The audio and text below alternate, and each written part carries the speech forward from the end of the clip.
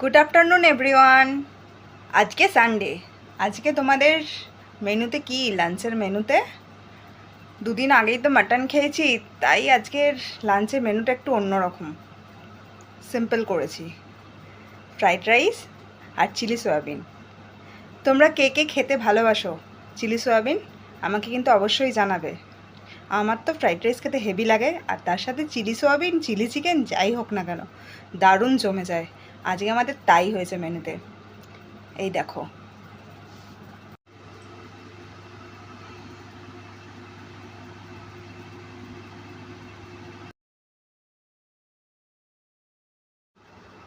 আজকের ফ্রাইড রাইসে যেটা বানানো হয়েছে সেটা পুরো ভেজিটেবলে ভরা। গাজর, অনিয়ন, ক্যাপসিকাম, বিনস, কড়াইশুঁটি, কর্ন, আর সাথে রয়েছে ডিম। যারা ডায়েট করছো তারা এরকম একটা ফুল ভেজিটেবলস ভরা ফ্রাইড রাইস তৈরি করে নিতে পারো। সোয়াবিনটা চিলি সোয়াবিন না করে সাথে রাইসের এই সোয়াবিনটা অ্যাড করে দিতে পারো, তাহলে প্রোটিন ভেজিটেবলসে ভরা একটা ফুল ডায়েট প্ল্যান তোমাদের হয়ে যেতে পারে।